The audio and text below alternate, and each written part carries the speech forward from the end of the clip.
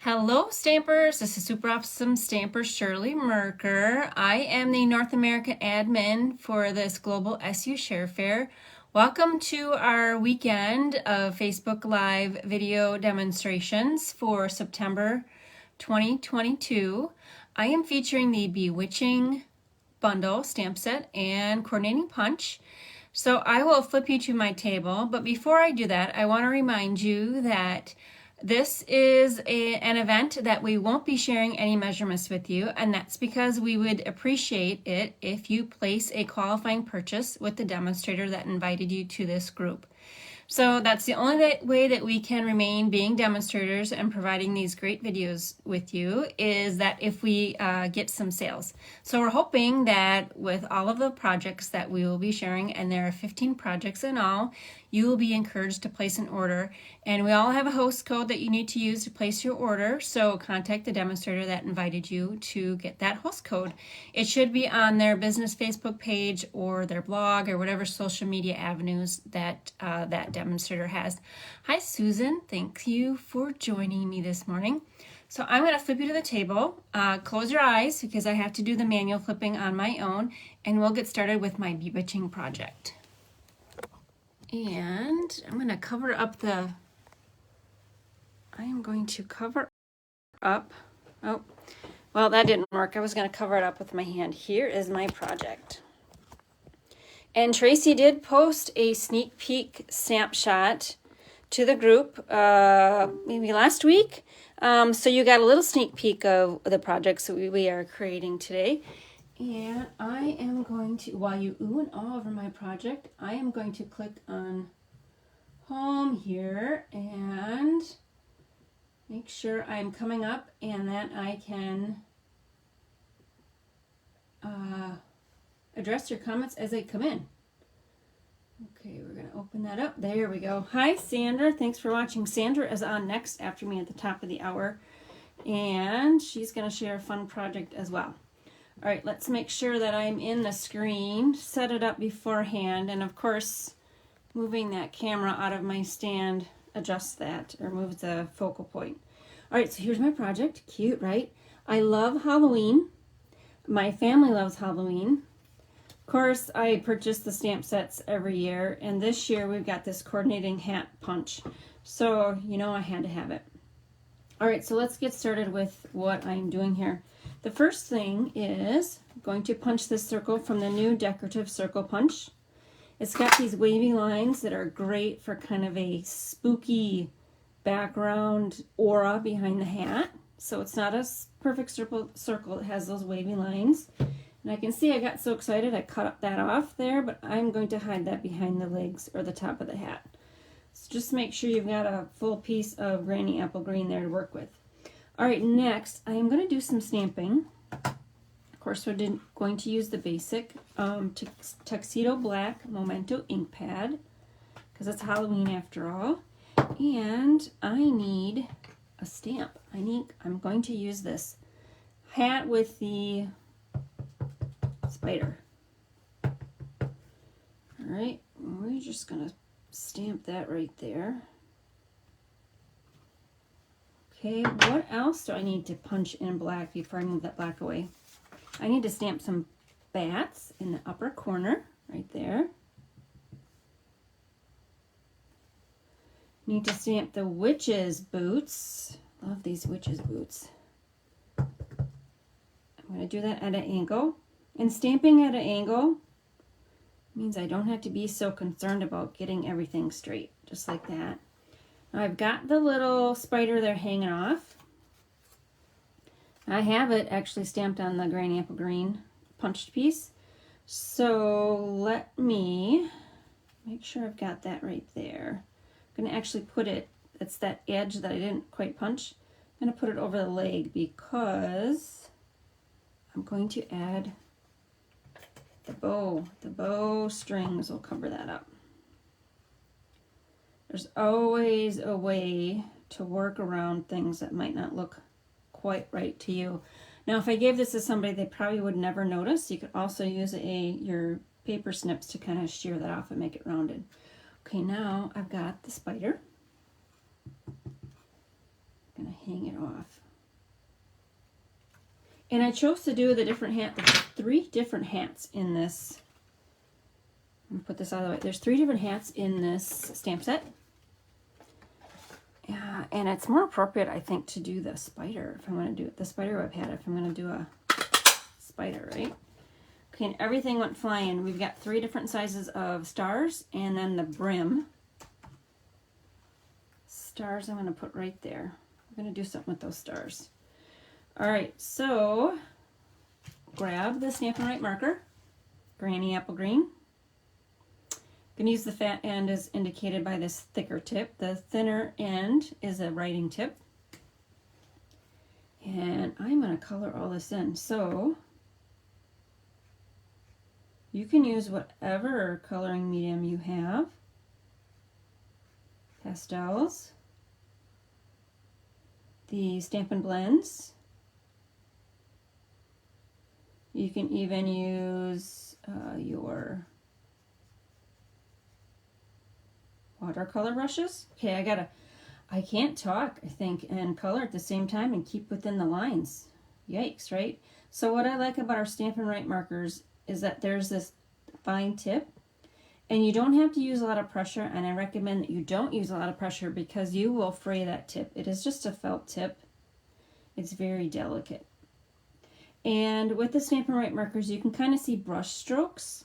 So you do want to be aware of what you're doing or how you're applying your color. And I'm just following along the hat line. I'm not going back and forth because I want to have a little motion in the hat. I don't want streaks across the hat.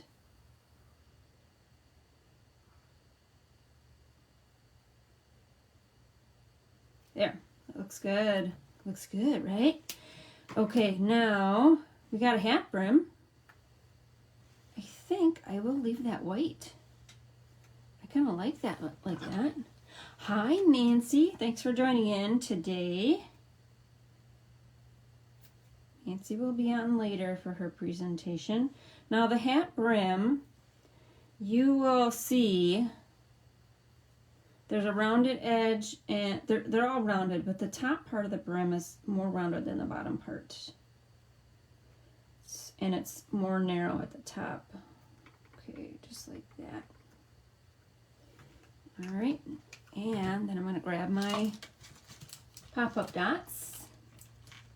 Ooh, I stuck my pop-up dots under something here, and they're stuck on there. They got stuck under my table mat. I'm going to use 3 dots because I want each tip of the brim popped up and one at the top.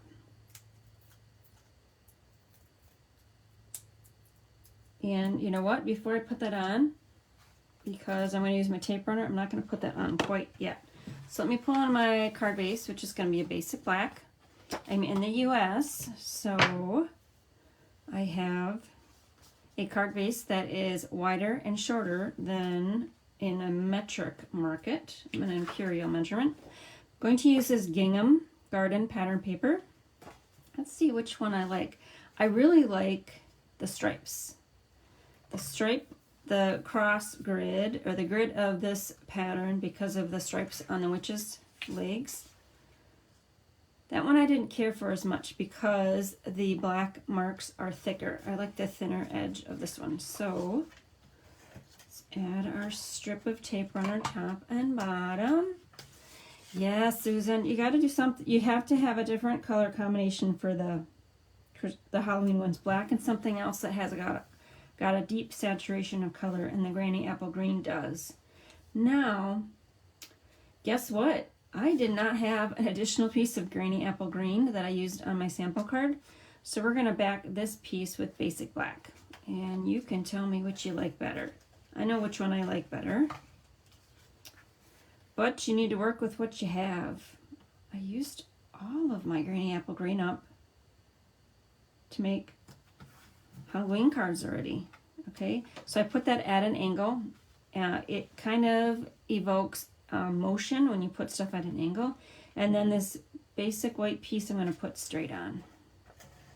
So here's where if I had attached my hat with those dimensionals, it would have been a little bit more difficult to add a smooth strip of tape runner.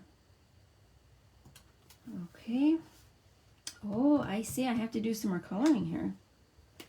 We need to color the stripes on the socks. That's just one stripe across.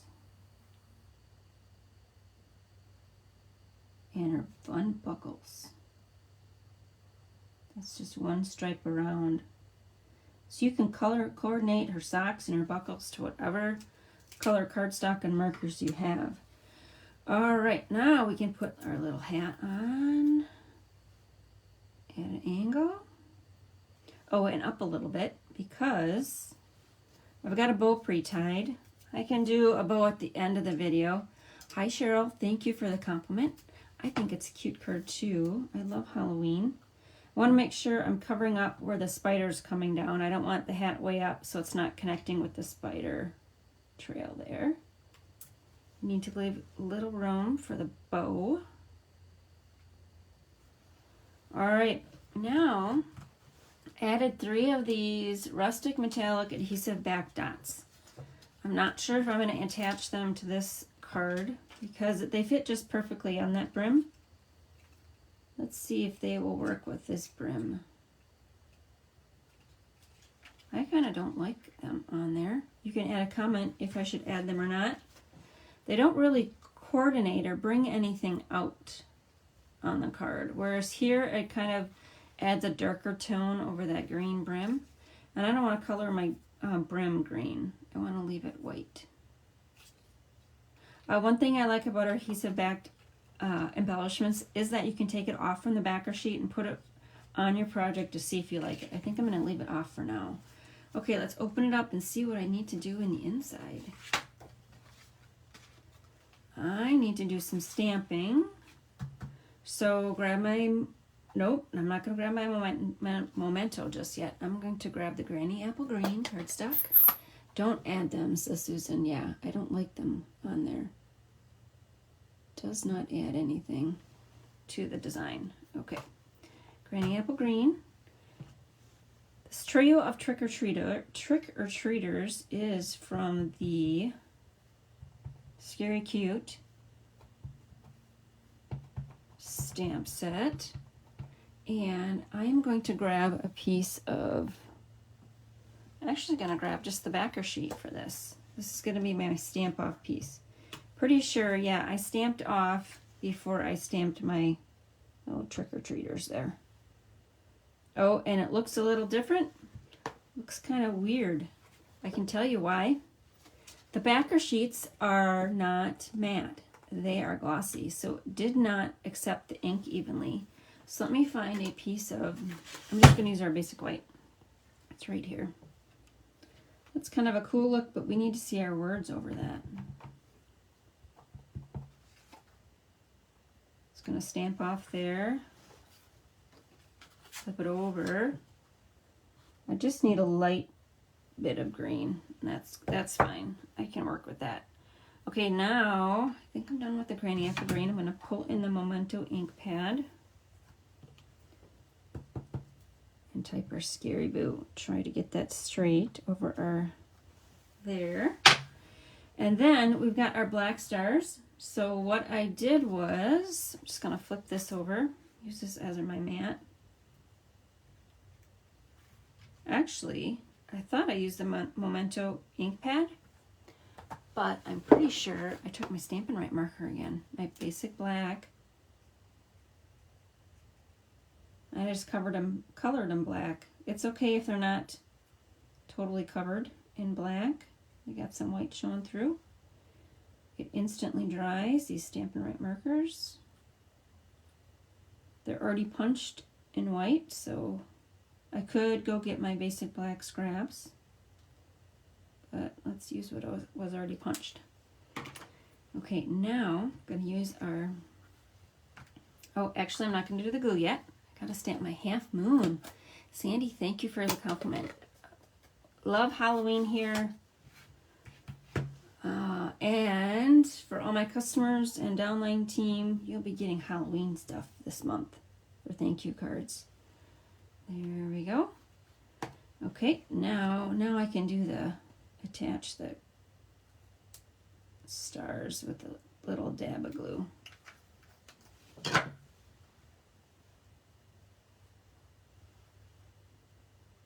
one there, one there, one there. Cute, cute. Okay, I think I'm done with the Memento ink pad. I'm going to cover that up. It always makes me a little nervous, but I was using the Memento Tuxedo Black there. All right, let's flip this shut, or let's look in the inside. Yeah, I'm done with the inside, so I can attach that down.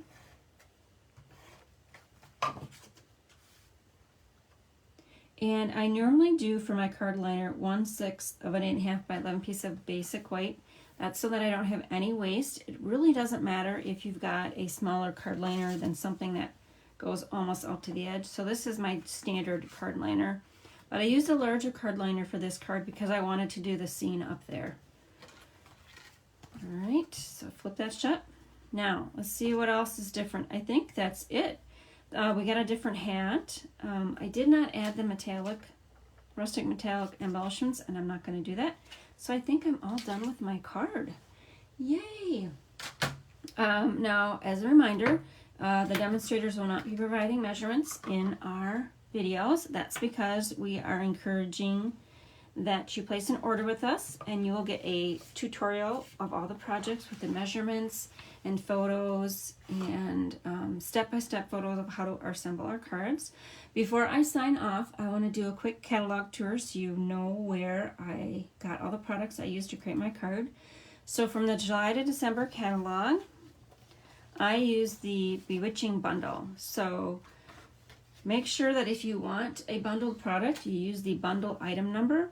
If you purchase bundled products with the individual item numbers, you won't get the bundle price. So you always need to use that bundle item number in order to get the 10% off.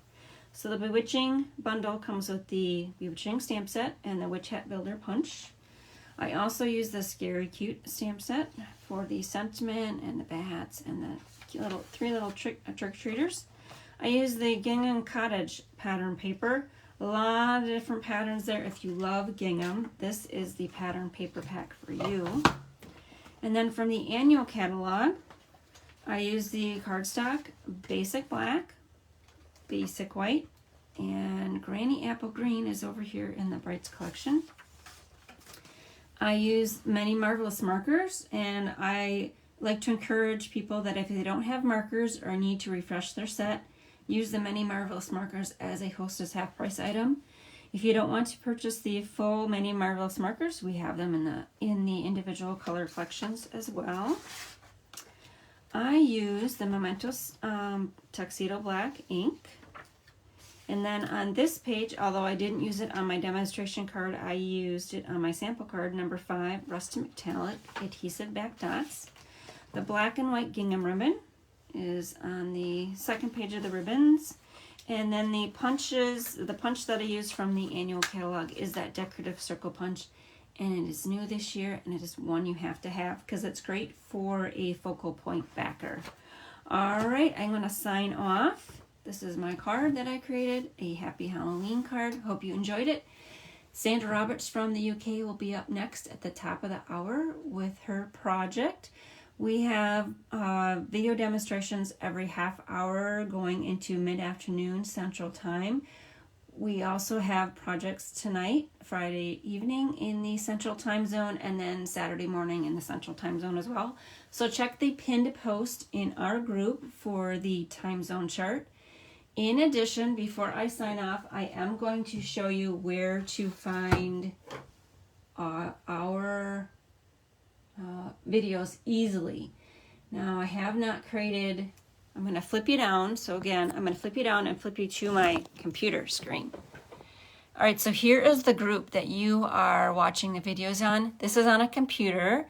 So in order to find all the videos easily, you go to Media, go to Albums, and I will create an album for this Share Fair. It will say September 2022 Share Fair, but let's go into the July album just for example.